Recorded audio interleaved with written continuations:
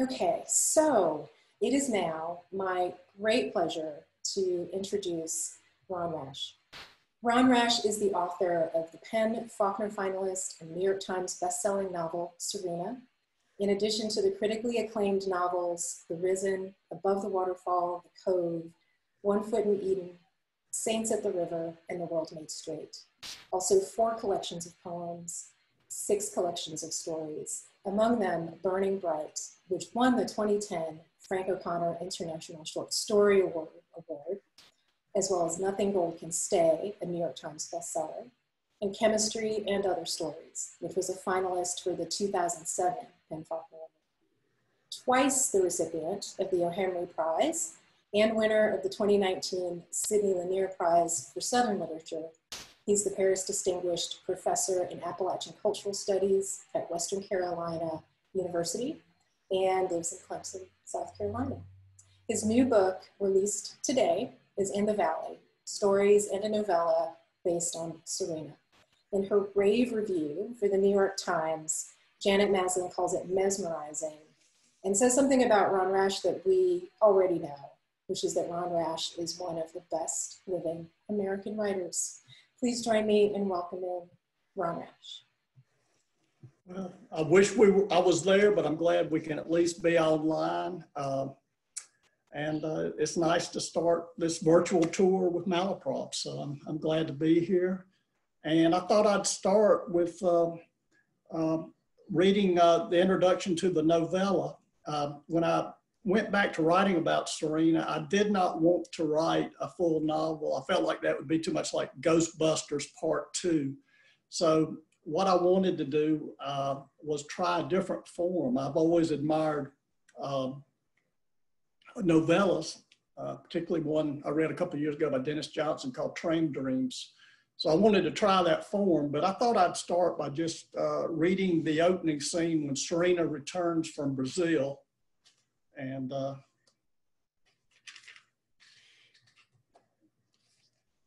come back into North Carolina for a final devastation of land. When Serena Pemberton stepped out of the Commodore seaplane in July of 1931, a small but fervent contingent of reporters and photographers awaited her. Except for the pilot, she was alone. Those who would accompany her to the logging camp, both beast and human, had arrived by ship the night before. They were already on the train that would take them from Miami to North Carolina. All except for her minion Galloway, who procured an automobile to drive Serena to the station. As the metal ramp was readied, Galloway positioned himself beside the bottom step. He was short and wiry, shabbily dressed, a purple stump protruding from one sleeve. As cameras flashed mere inches from his face, he did not blink.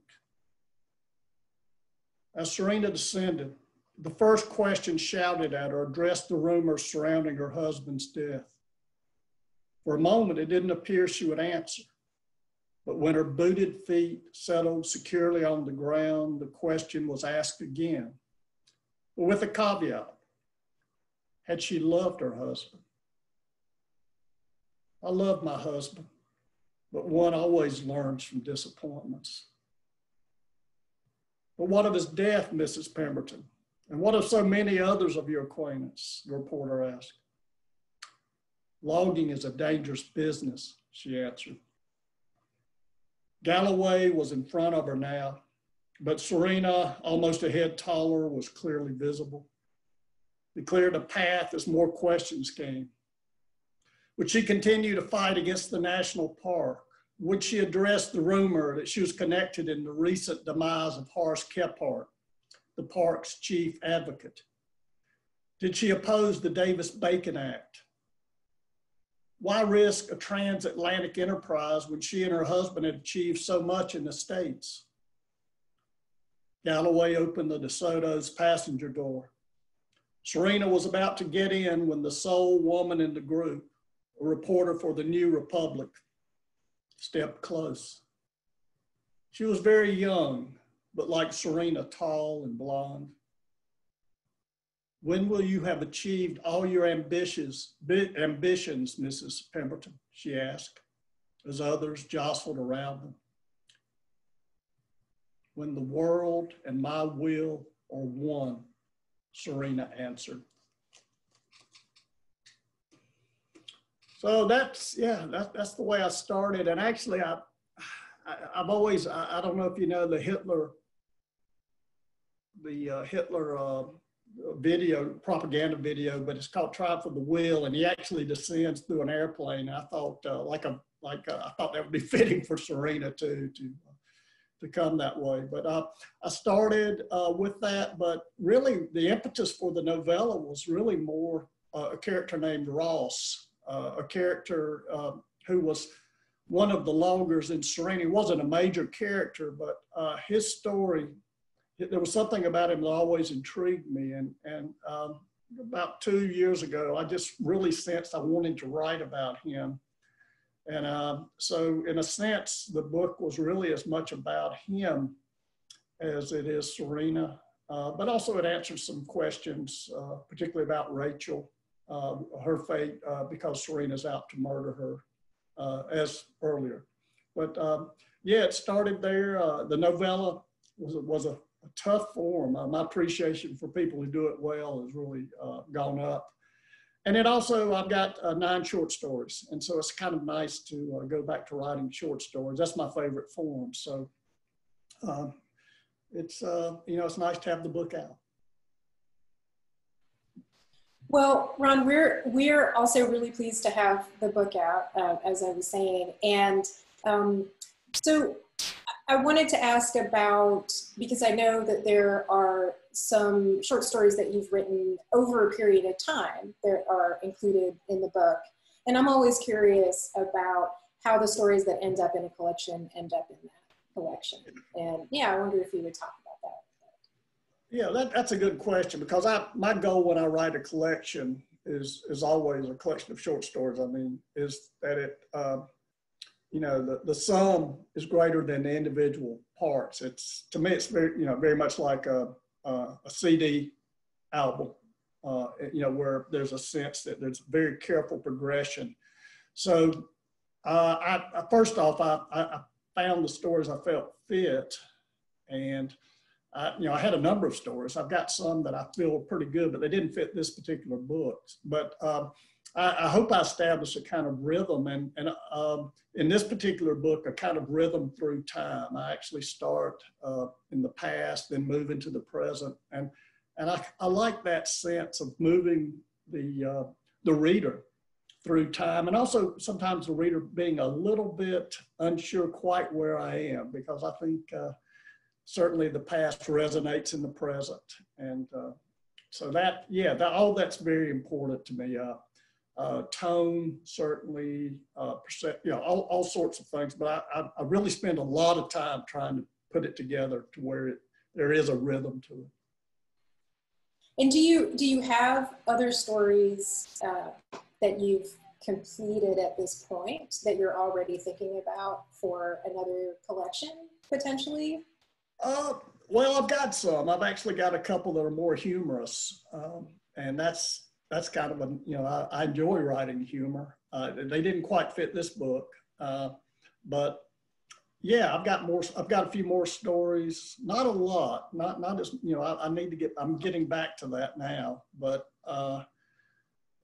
I do, I've got some, and I'm working, and so we'll see. I would love to, put out another collection. It might be a couple of years, but yeah. Well, we'll look forward to that one maybe in a couple of years. And there is some dark humor in this collection. Not perhaps sort of all out humor, right. but there's some humor to be found in the Valley as well. And we've got questions coming in from the audience, and I'll get started with those in just a moment. Thank you all for submitting your questions. Please keep them coming. And I just wanted to see if you wouldn't mind talking a little bit maybe about just, sort of recognizing the strangeness of the time that we're in right now, and if that has had any effect on your writing process, and sort of, how you're dealing with that. as an artist with the pandemic and the way things have changed? Well, as I've told many people, other writers, we kind of joke about this. Our lives have changed very little. But, you know, we're still in a room about 8 hours a day, or how many hours a day, muttering to ourselves as we talk to our characters. But it has changed. And actually this book really reflects what's happening, or at least my sensibility of what's happened in the last few years in the United States. I think that's particularly the first story is about the cost of what happens when people are divided into tribalism. I think the reader will recognize that connection. But it's also a book about people getting through hard times. And I think the last few years the virus, of course, now has ratcheted that up. But nevertheless, I think the book is a little darker because of just last few years, but also it's about characters being resilient, people doing the best they can with what life has dealt them. And I think there's a truth to that, you know, even in the worst times, there are people who step up and do what needs to be done. Thank you for that. I really like that point about resilience, because I think it's something that recurs in your work and in work from our region, right, from the South and from Appalachia. And so I think at this time in particular, you know, that's a theme that we can all connect to, for sure. I would like to go ahead and move on to questions from the audience. And we'll start with one from Mark. Since you have returned to Serena, do your characters often linger and haunt you after you finish the book? They do. I mean, it's kind of been interesting.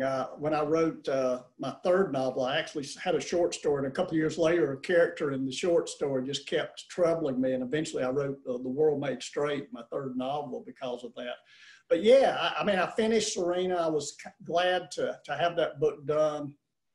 But a couple of years ago, the character Ross, I just felt like there was a story there that I needed to complete. And so I finally kind of realized his story, and it's actually rather timely because it's about the 1918 flu epidemic and losing his family in a matter of days, and his response to that, and what he will do to save, you know, to fight Serena in the novella. So yeah, the characters do come back, and that one particularly, and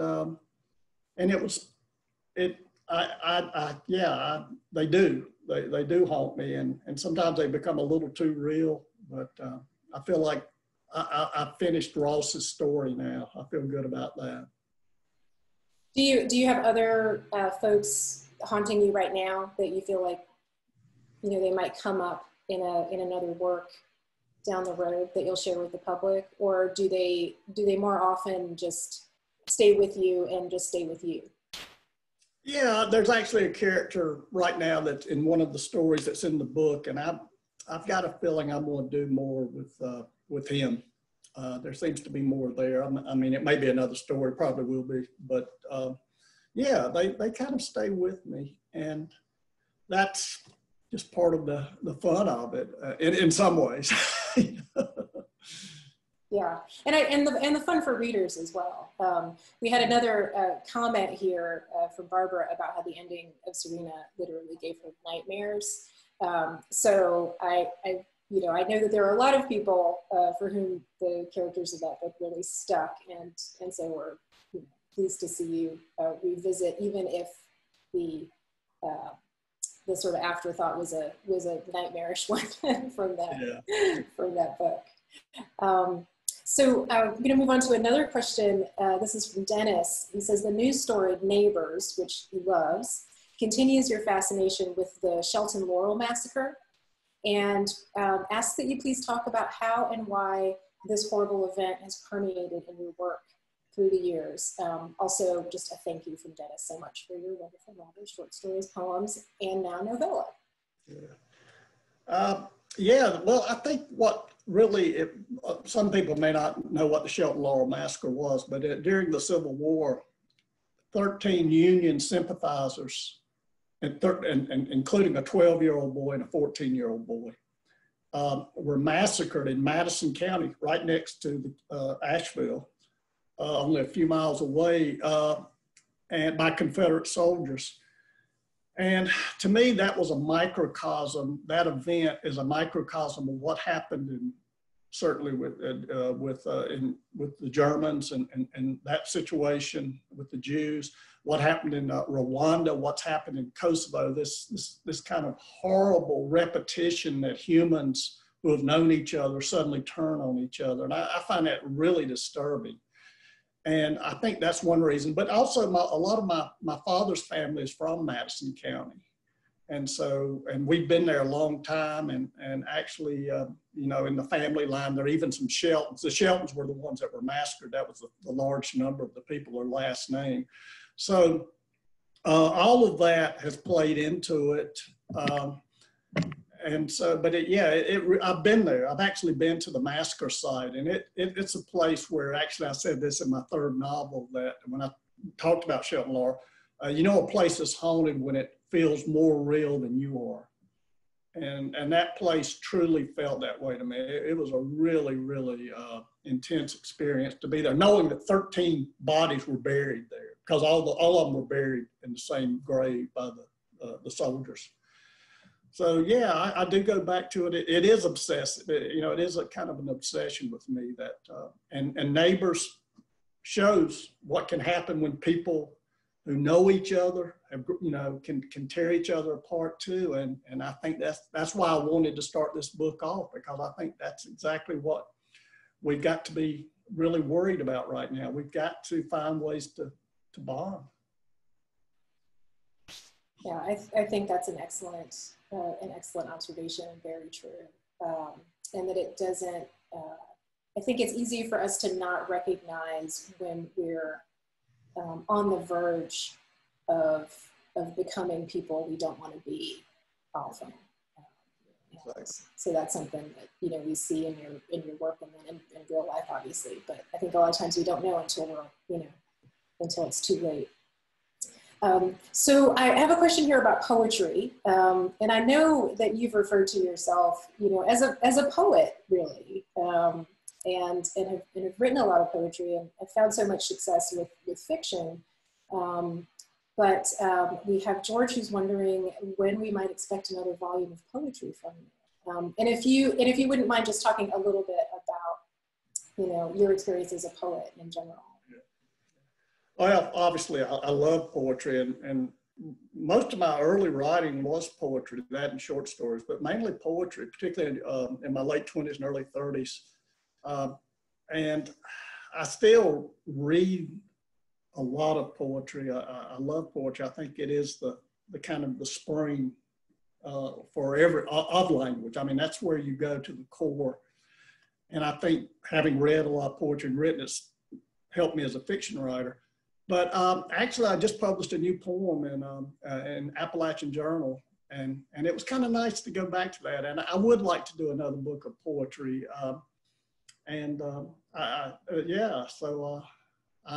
That may be something. Right now, I'm kind of in abeyance, so maybe I'll go that way, because I do miss it. I miss that. There's something about poetry, particularly writing it, where the sound is so intense, the ear, that it really is a very different experience from writing prose.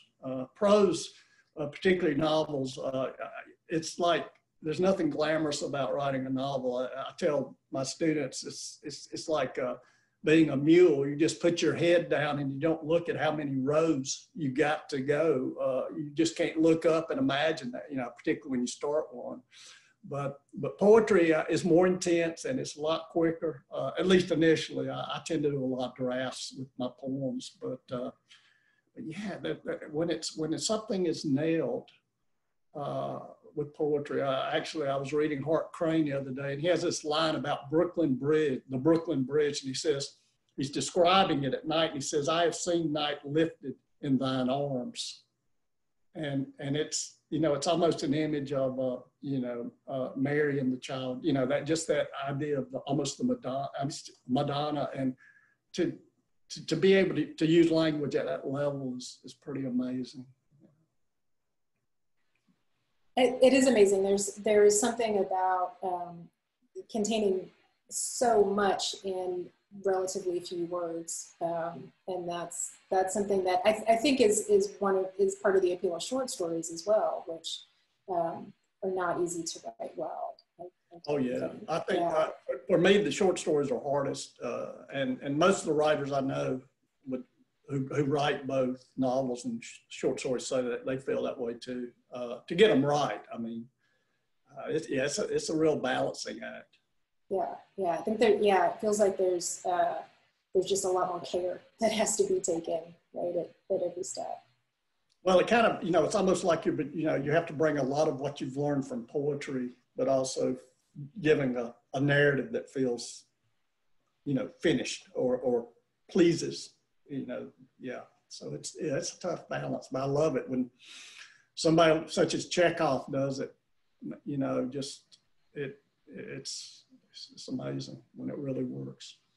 Yeah, I'm a huge fan of short stories in general, and in part just because I've always been a slow reader, and it's nice to have a nice sense of completion in a small space, and when it's done well, it's really amazing. So appreciate that you're here with us as one of the people who can do that well.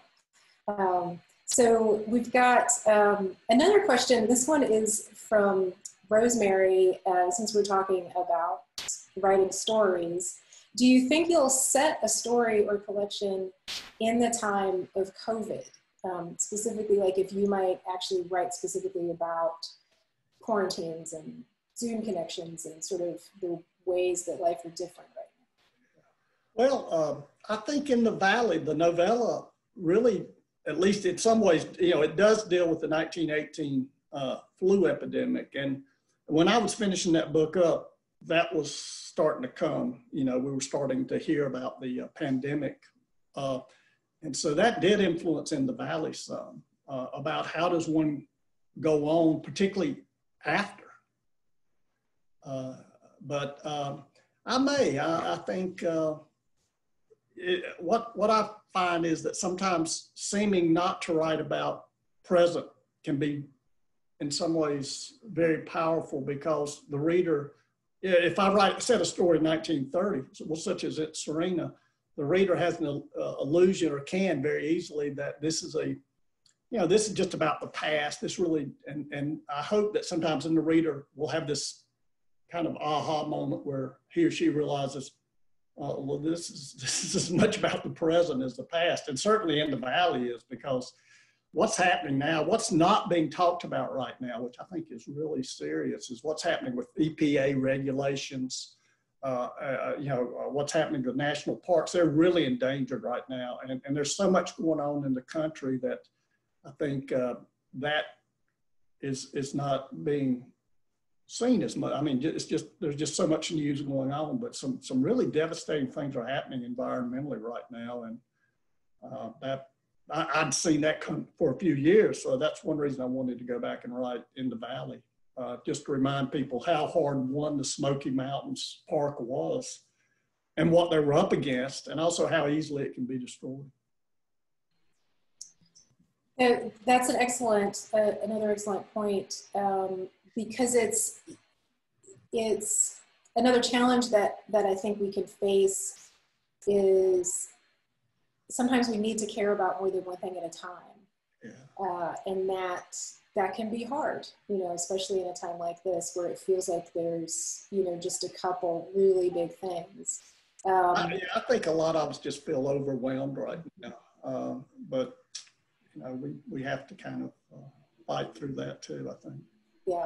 Yeah, I agree. Yeah, the overwhelm is real, but it's, and sometimes it can be helpful maybe to sort of shift focus to maybe some of, recognizing that, that this is huge, that the kinds of struggles that we're experiencing in the country, the the sort of new and larger recognition that we have right now of our inequities, which is important, the COVID and that's why I feel environmental issues are sometimes people will say, well, writing about environmental issues is elitist. But if it goes down and the climate's destroyed, it's going to be the poor people who get left behind. You know, the rich people are going to fly off to New Zealand, but it's going to be, it will affect poor people, the people that don't have that, the people who are disadvantaged. So to me, that it's a very, very important social issue that way. Absolutely, yeah. And the people who are already suffering the most from environmental damage are the people who have the least. Right, and I mean, for instance, the drinking water, what's happened with the drinking water in Flint, also in Kentucky, Eastern Kentucky. I mean, it's not, you know, it's not happening in the wealthy areas. That's where the people have the least voice are. I think it's definitely, yeah, it's just something that we again, there's just multiple things to care about, and some things they have to absorb our focus right now, but it's important to realize that there are other sort of long-term issues and broader issues, and you're right, without being able to live on our planet well, without having water to drink, air to breathe, you know, that puts everything else in perspective. And it is about people who, you know, who end up suffering the most because they don't have resources to begin with. So yeah, thank you for addressing that. So I'd like to move on to another question, and I'll go ahead and say, and we'll probably have some more too about people asking about what you read, but I want to get to that later on. So I'm not ignoring your questions, y'all, if you're asking about that. We'll get to that later on. But I have a question here about how you conduct the research for your books. This is from Patricia. I observed that you appear to be an excellent student of history. So yeah, tell us about your research. Well, occasionally I'll get an irate email about or a letter saying that, you know, that hearing aid you had was not invented in 1928, you know, or that brand. It was 6 months later. Yeah, so there. I always get those letters, which I want to remind people it's fiction, you know. But no, but I think research is important. I love it. I was a history minor in college. I love history, and it just I do a lot of research. But the best research I found, the way I like to do it, besides just books, I do that, all sorts of sources, is I like to talk to people who are an expert at what I'm trying to describe, and particularly if I can find a fanatic. For instance, when I wrote Serena, I found one of 12 people who hunted with an eagle in the United States, and he was, you know, he was pretty serious about that. Was about the only thing that mattered in his life. But that's exactly the person who's going to tell you things, and sometimes tell you things that nobody else could. So I love to do in-person interviews. Certainly when I wrote, and this is one of the sad things about Serena, I actually interviewed 2 loggers in the early 90s when I wrote Serena. They're both dead now, but they had actually worked in the Smokies in the 1930s. So they had done this job, and just one little example, I asked them the question, well, what was it that you feared most? And you can imagine, I mean, rattlesnakes, saws slipping, all sorts of things, trees falling. But one of the guys said it was the widowmakers, and those were the branches that when a tree was felled, it would knock off a lot of branches that would hang in nearby trees. And sometimes they would fall. And if they fell, you know, sometimes 80 or 90 feet and landed on a man's head, that would kill the man. And so he said he felt like he had some control over everything else, you know, being careful with the saw, looking for snakes. But he said that was just fate. And when I was doing research, it was amazing how many men got killed that way. Oh my goodness. sorry, I'm left with an image now. So I'm going to move past that. There's someone else who asked about research, and you answered part of this question, Caroline. But she's also asking, when do you know you're finished with your research? Well, that's a good question. A French poet once said, poems are not finished, they are abandoned. And I always feel that way when, I never feel like it's completely right. I've never reread one of my novels because I know I'd find so many things I wish I'd done better. But there is a point where, I found where I start to realize that I'm starting to take things out, and I suddenly realized, well, hold it, 80 pages ago, this resonated, this tied in, and you can overcorrect. So I try to get it get it as good as possible, as good as I think I can do it. One thing I do always find, particularly early drafts, is once I think it's good early on, I'll put it away for maybe 2 or 3 weeks, and then I'll go back and I'll suddenly realize, were you just insane?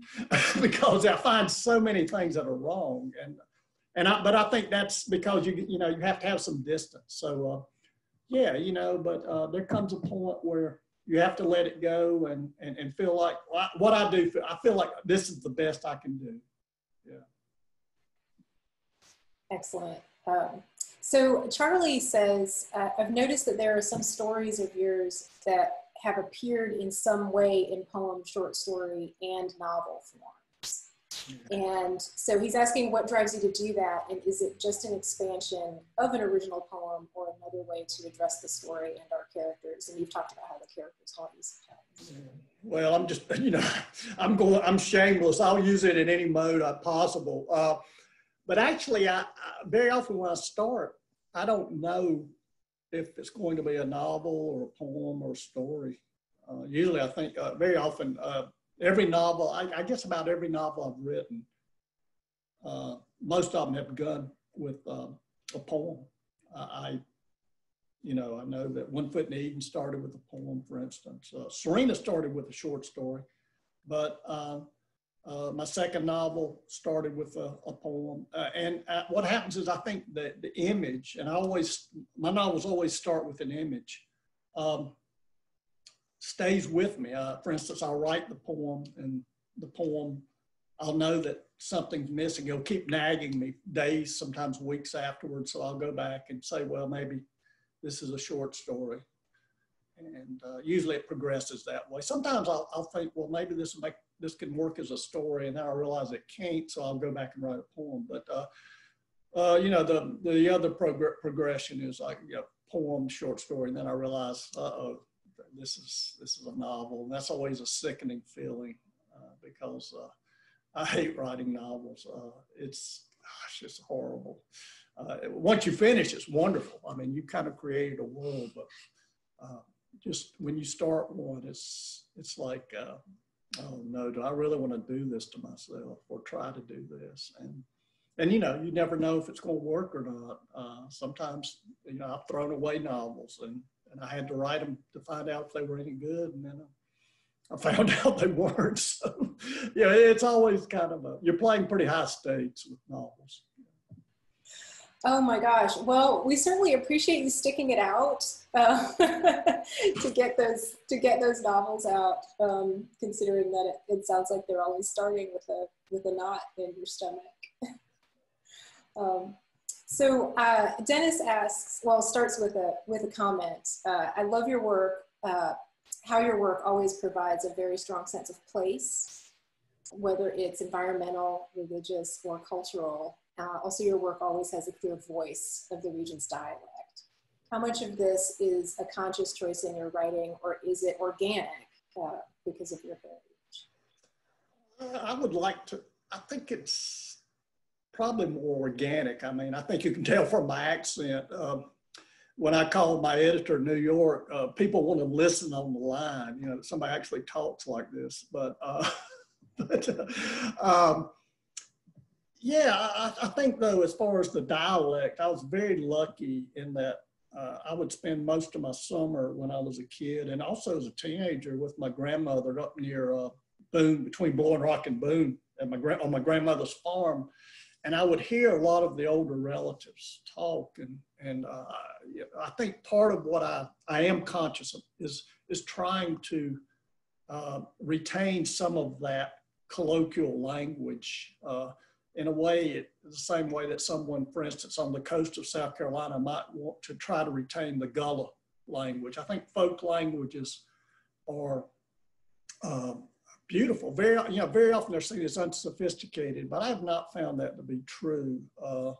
Very often they're very, particularly the use of similes, which you have to be able to use to have intelligence to create one. I always like to tell this story about my uncle. I went into, my uncle was a tobacco farmer, and we went into Boone one day, and he saw me looking. I was a teenager. I was looking at an Appalachian, young lady who was, I guess, an Appalachian student, and she was scantily clad by my uncle's standards. And he turned to me and said, "That girl hasn't got enough clothes on to wad a shotgun." And that's pretty brilliant. If you break that down as far as, language and metaphor and taking two unlike things and yoking them together. So, I think I know that I'm certainly using some of that language and the rhythms, but I would like to think it's really as much internal as, an attempt to try to, consciously bring that about. I think the danger is overusing it. Because even if it's the way somebody would say it, you have to be careful because it sounds unbelievable even if someone did say it that way.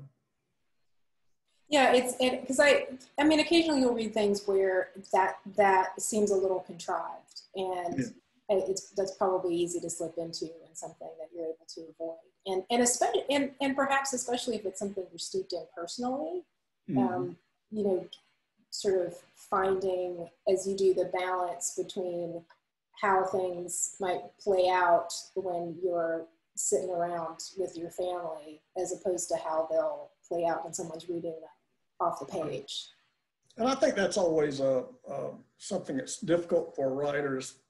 How do I convey the intelligence of the character who is at least not, for instance, maybe hasn't gone to college or hasn't even gone through grade school, and yet we know those people are very intelligent, and we want to make sure the language doesn't allow the reader to have a condescending view. So that's always something I'm very, very conscious of, and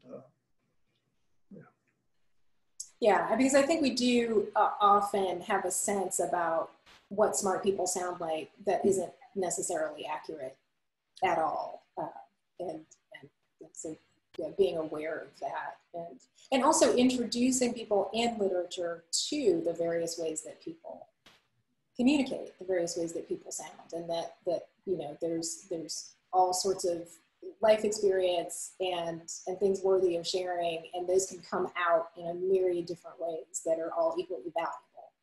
Yeah, well, I love the different accents. One of my dear friends was from Maine, and I just loved hearing, just because it's really interesting, because how does one convey the emphasis in a sentence, and very often it's the cadence. There are all sorts of things, and different dialects do it different ways. So yeah, I don't want us all to talk like news broadcasters. Yeah, we don't. Yeah, the standard Midwestern newscaster voice doesn't have to be the one and only. That would be really boring. So we've got a question from, I will probably be pronouncing this incorrectly. My apologies, Andrea or Andrea. And it starts with, some of your work, specifically your short stories, have a Flannery O'Connor feel, she's saying. And is she a big influence of yours as an author?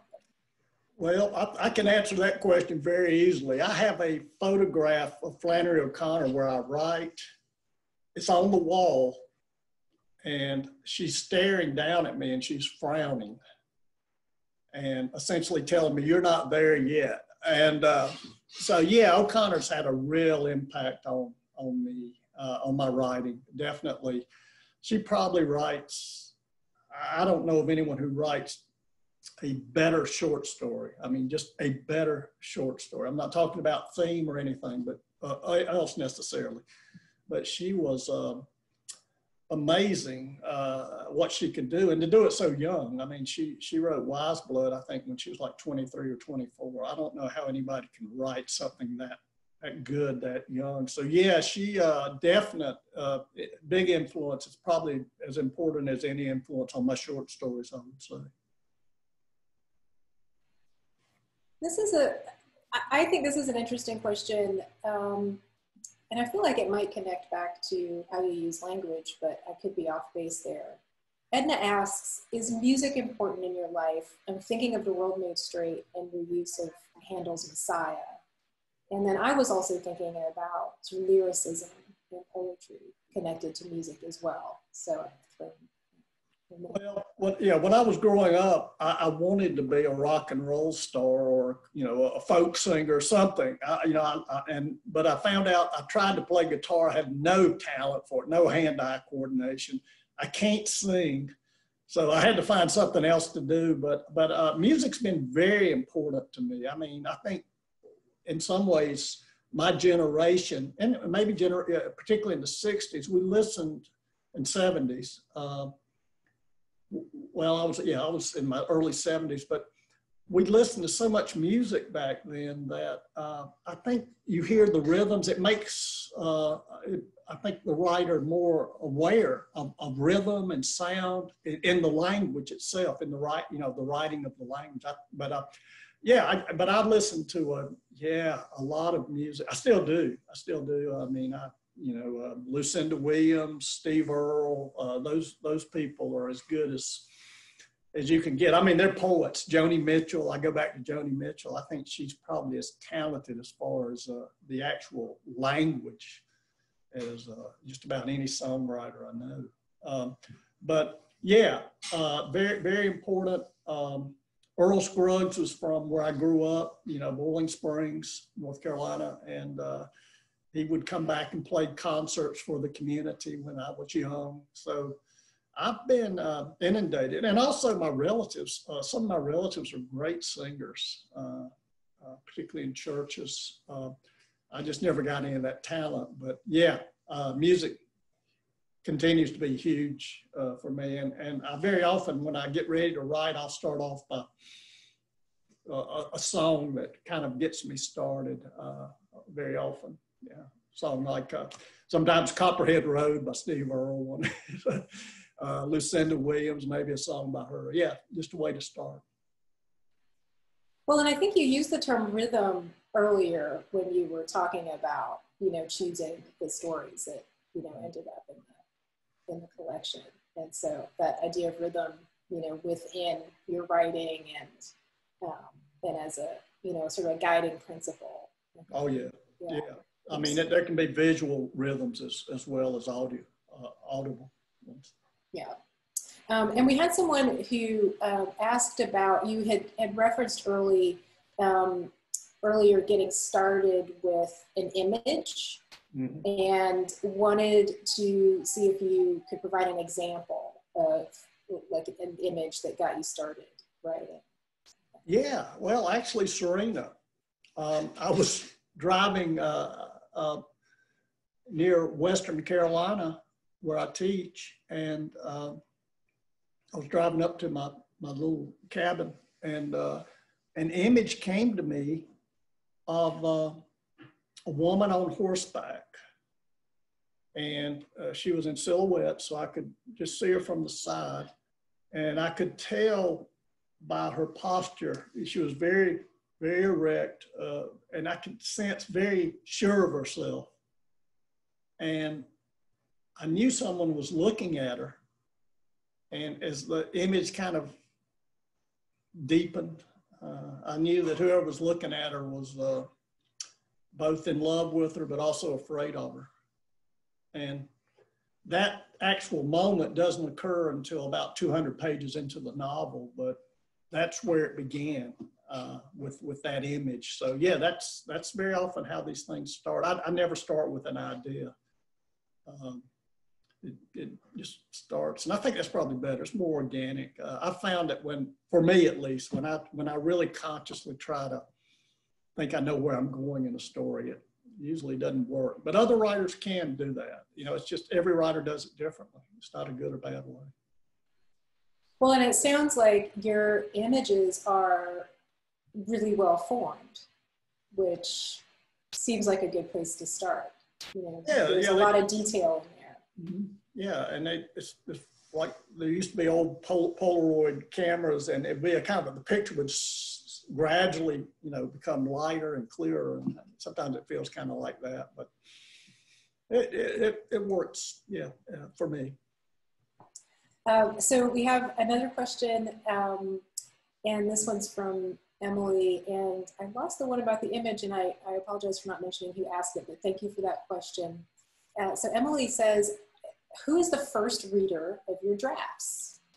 Do you allow the first reader to read along as you write, or do you wait until it is completely finished? I wait till usually about 3 or 4 or 5 drafts in, but once I start feeling like it's in pretty good shape, my brother Tom is my first reader, and he's really good. Brothers don't have to be nice to you, and he's very tough, very honest, and so he tends to you know, he's my first reader, very important. And I think the advantage that we have is he not only knows what's on the page, but he also knows what I'm trying to do. He knows me and a sense who, you know, what I'm writing, what I'm trying to do. And I think that's the advantage of someone who, you know, who really knows who you are and knows your writing and what you're trying to do. So this question, this is another one from Dennis, and you mentioned Horace Kephart earlier. Yeah. And there was a great book that came out about Horace Kephart recently, and the author's name is escaping me, but we'll get to that. Yeah. George Ellison. Thank you so much. Yes, yeah, George Ellison. And so Dennis asks, have you ever thought about using Horace Kephart as a main character in a novel? And parenthetically, he could be the yin to Serena's yang in the Smokies. Well, that's interesting because I've actually got something, a short story on Kephart I'm writing, or, you know, I've got a semi-draft of it. I'm going to go back to it. I'm letting it jail right now, but yeah, he's a fascinating story, and the biography is really wonderful. And I've read it, and Kephart lived such an amazing life, really, but he is a character in Serena. And in some ways, pretty important character.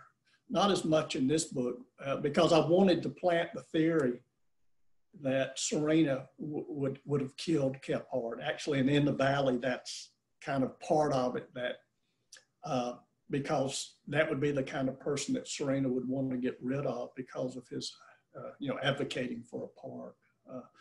But yeah, he's a fascinating character. I've written a poem about him. He's always out there for me, and it's going to be interesting to see what I do with the story on him, where it takes me. Well, we'll look forward to seeing the short story, and then, as you've said, that might end up turning into a novel if you. Oh, I hope not. If you can stomach, I was going to say if you can stomach it.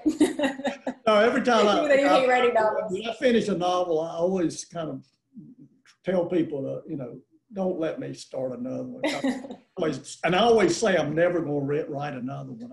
I think I may mean it this time. I think I may stick to short stories from now on. It's a little less of a grind. Well, that would be fine too. Yeah, okay, we good. can just see some more short stories. No pressure on the novel front. Thank you. You are so welcome. Just speak for all the folks. So I want to back up a little bit. A couple people, and I think we talked a little bit earlier about how COVID is affecting you, and you had mentioned that there's not a big change in terms of, you know, you sort of being at home. But a couple of people have asked if COVID-19, if the pandemic has affected how you write, like your regular rhythm. Someone else asked about what your schedule is. And so I wonder if maybe you have a regular schedule, if it's the same during the pandemic, or if it's changed. Yeah, it's pretty much the same. Yeah. You know, which, I mean, I tend to work the hours that I'm working now. So it's, yeah, I mean, I'm always in a room by myself, so nothing's really changed.